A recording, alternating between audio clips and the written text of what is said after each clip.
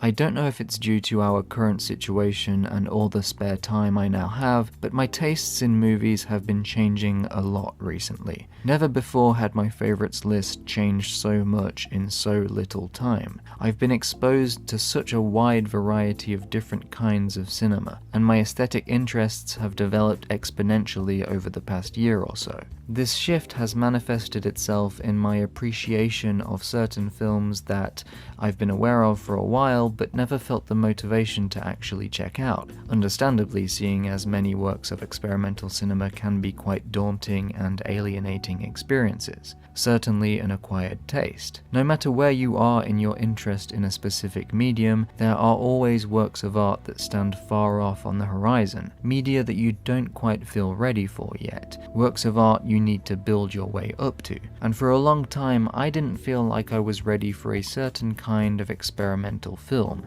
notably structural cinema. These are films that deal with the foundational elements of cinema itself, steering away from narrative towards an investigation into the so-called structures of film. Artists interested in the idea that the medium truly is the message, and thus film should properly explore the limits and material constituents of that medium. One example of a monumental structural film is Tony Conrad's The Flicker, which is composed entirely of alternating black and white frames, just to give you an idea of what we're dealing with here. But a few years ago, I remember coming across Michael Snow's Wavelength from 1967, a structuralist film I had heard described as the Citizen Kane of experimental cinema, and this is how the director himself has summarized the movie. The film is a continuous zoom which takes 45 minutes to go from its widest field to its smallest and final field. It was shot with a fixed camera at one end of an 80-foot loft,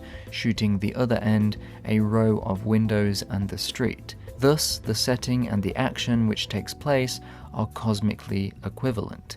The room and the zoom are interrupted by 4 human events, including a death. The sound, music, and speech occurred simultaneously with an electronic sound, a sine wave which goes from its lowest note to its highest in 40 minutes. And so, as you can imagine, at the time, reading about Wavelength just made me think, this is the kind of cinema I will never understand. Perhaps slightly more accessible than The Flicker, but still out of my reach. Not really my cup of tea. But now, after finally watching the film a few times, I can confidently say that, well, fuck.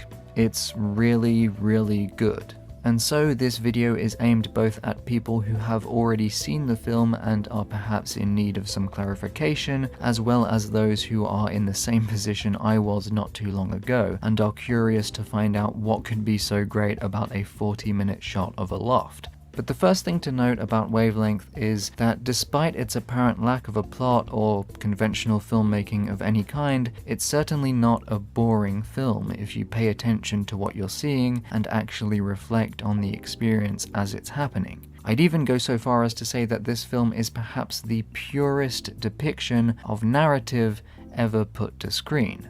But we'll get to that in a minute. First, let's talk about the many ways in which the film is an anti-narrative experience. The first appearance of characters on screen and the aftermath of that appearance already tells us a lot about what this minimalist cinematic experience is all about. This first human event of a woman guiding 2 men into the apartment carrying a bookcase is presented in a very straightforward, naturalistic manner, meaning there are no added effects and the movement of the characters illustrates the depth of the room, setting this place up as a realistic setting. So far, so good. But what happens when these characters leave the room? Well, interestingly enough, nothing really happens. There's no narrative follow-up to their appearance, and a few minutes later, when our next 2 characters enter the room and start listening to the Beatles' Strawberry Fields Forever on the radio, it seems that nothing really connects this human event to the previous one. We're being denied a dramatic continuity. Character appearances and happenings don't causally lead to following scenes or moments like they would in a conventional narrative film. In fact, these human events seem to serve the specific purpose of making the viewer aware that this is an anti-narrative of sorts. What's more is that this second human event challenges the naturalistic presentation of the first. Here, Snow uses a filter which transforms the image, thus making it a non-naturalistic representation. These contrasts demonstrate the necessity of continuity and mimeticism in sustaining the dramatic illusion. Once that continuity of naturalism is broken, our perception of the representation breaks down also. And to further drive home this idea, what happens next is even more disorienting. After these characters leave the shot, we're treated to some visual effects. First, the image disappears momentarily, then it returns as a solid color frame. Thus, our setting, which the viewer could at least find solace in being the one constant in this film, is highlighted as just another illusory play of light and color, as is all film. So here we're already getting down to what makes up the fundamentals of film on a material level. This pure colour is then replaced with negative images of the loft, and so we continue that non-naturalistic representation of the setting. The sudden awareness of the flatness of the image, for example, is one of the many ways these changes highlight the true material presence of the film we're watching. And this confrontation with the flatness, with the lack of depth of the image, will continue throughout the film as the zoom leads us closer and closer to our final destination, a flat wall, mimicking the flatness of the film image itself and the journey of our realization that that's all the cinematic experience really is, staring at a flat wall. And so, overall, it seems that these occurrences serve to break the naturalistic narrative illusion of continuity in representation. The film produces disconnected human events, denying us narrative, and plays around with our view of the setting and image itself, denying us the possibility of our naturalistic projection into this filmic world.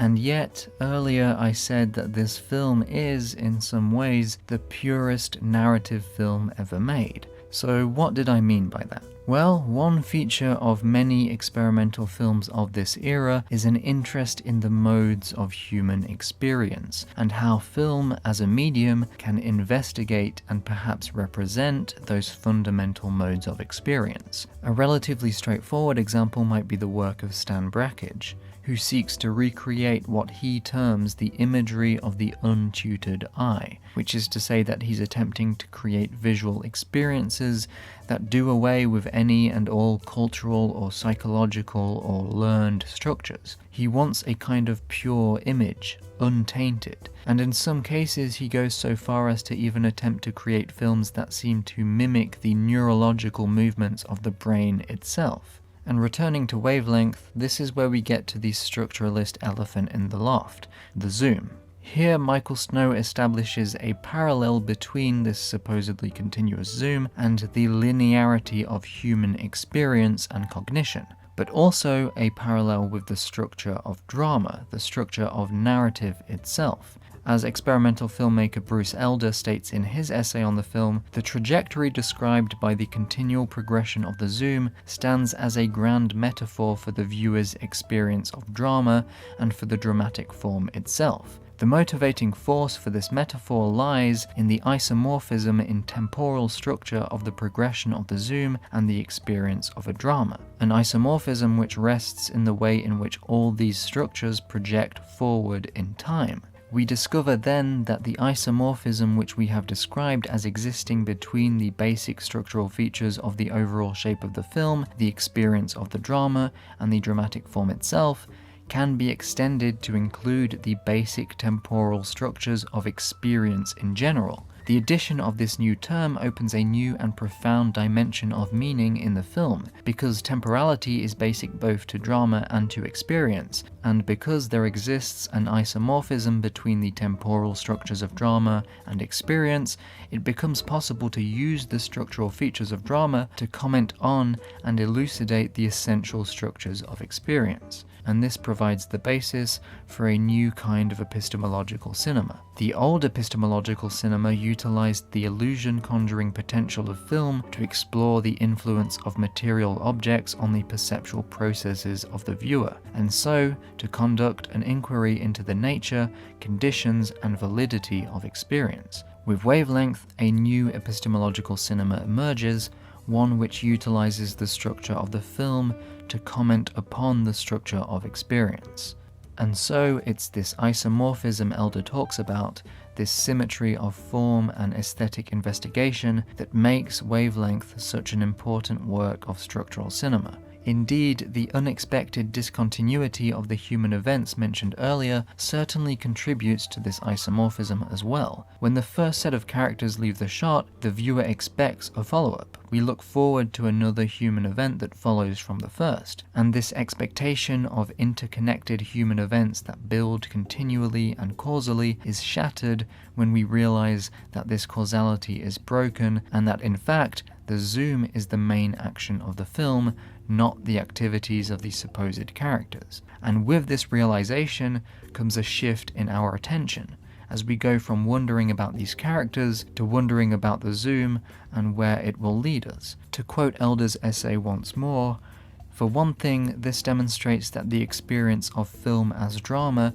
is anticipatory in character, i.e. that the experience of viewing a film structured upon the dramatic form is characterized by a sense of anticipation and expectation of forthcoming action. Secondly, it identifies the structural features of a drama which conditions this experience, namely that the events in a drama are of the nature of relational units in that they function not as independent entities but as units whose very nature is determined by the way they lead to subsequent events in the drama." And remember that in his own summary of the film's contents, Snow states that Wavelength shows a continuous zoom, but this is in fact incorrect. The zoom isn't continuous, it stops and starts. The camera changes position slightly at times throughout the film, and following with the stated desire to create a kind of isomorphism between the film's form and the structures of consciousness itself, it seems clear that the interrupted continuity of this zoom, which is the closest thing we have to a constant in the film, is yet another expression of this investigation into human cognition.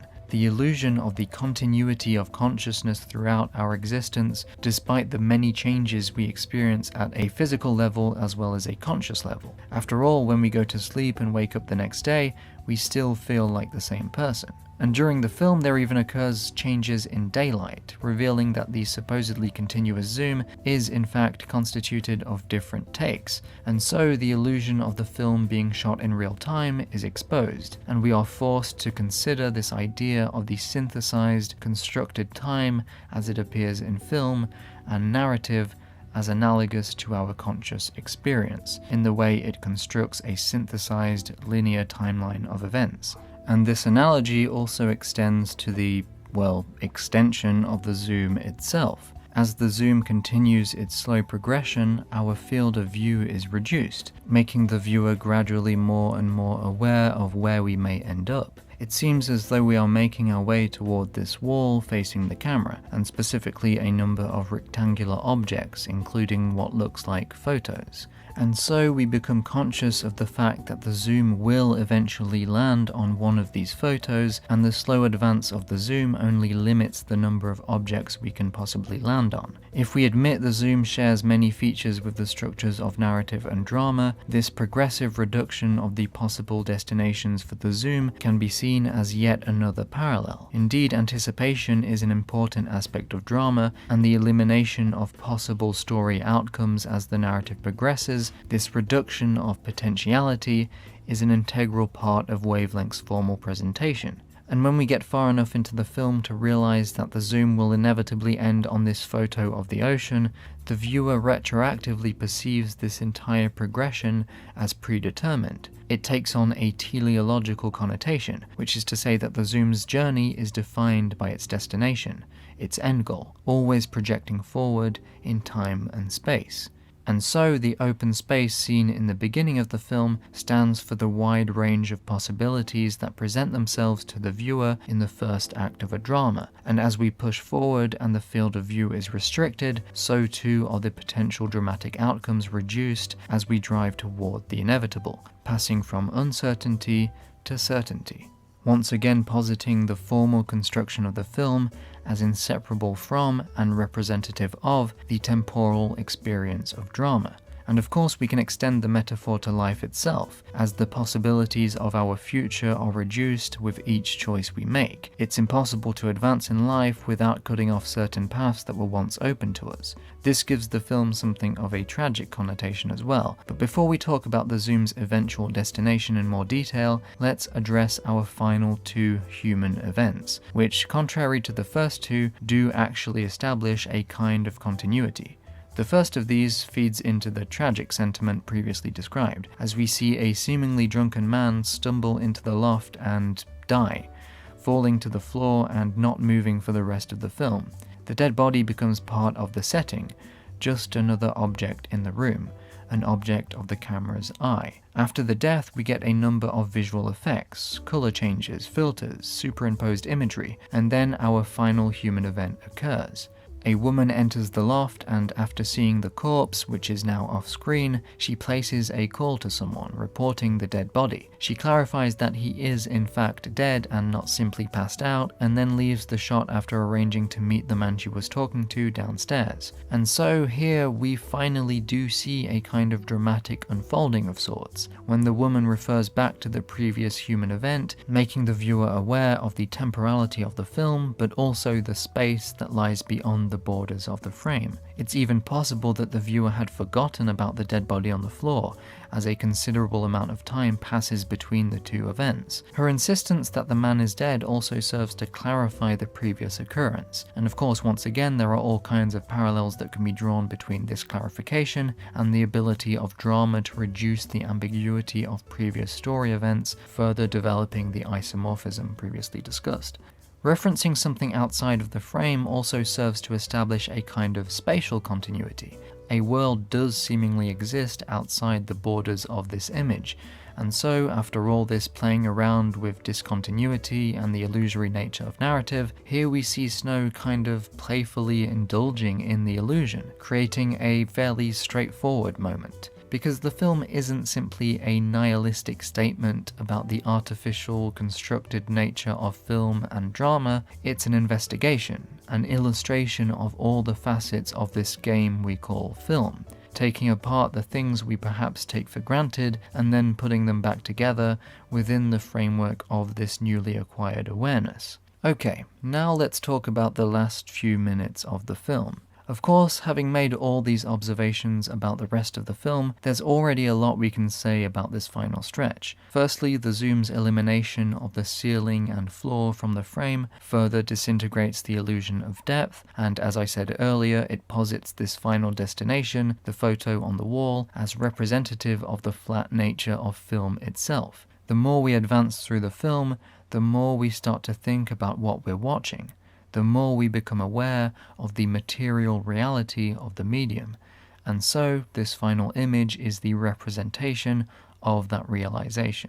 But then there's the content of the photo, the ocean, the waves, and I think this image is a great choice because it is particularly illusionistic, and yes, that's a word.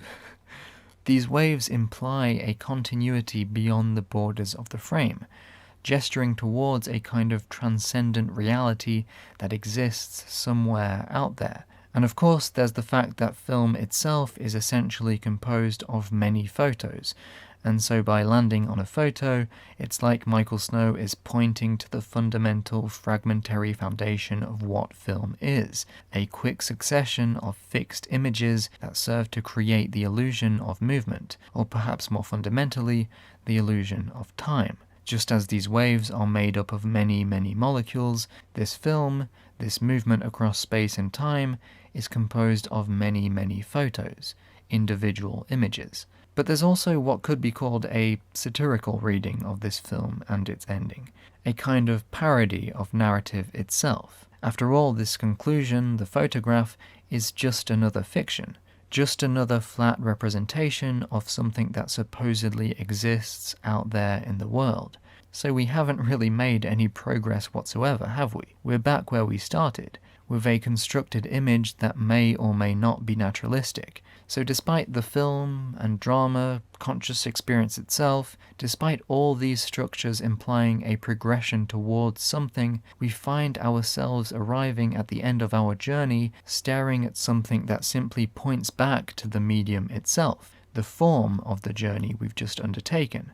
Not an answer to a question, just another expression of the question. And so you could read this as an essay film on the inability of human experience to develop towards anything even resembling a certain picture of reality, or of the same problem narrative has, or religion, or whatever. And in this sense, the ending is almost comedic, has, or religion, or whatever. And in this sense, the ending is almost comedic. But there's a beauty in it too. There's beauty in our ability to point out the illusory nature of the things we believe in, and yet recognize a certain transcendent power in the illusion. And if we are to believe this film, cinema is perhaps the greatest medium to ever express this sentiment. There's a lot more that could be said about Wavelength. I mean, I didn't even touch on the film's use of sound, for example. But hopefully this was enough to give you an idea of what Michael Snow was going for when he made this film, and how experimental films can oftentimes be infinitely more profound and complex than conventional narrative cinema, despite their minimalist appearance.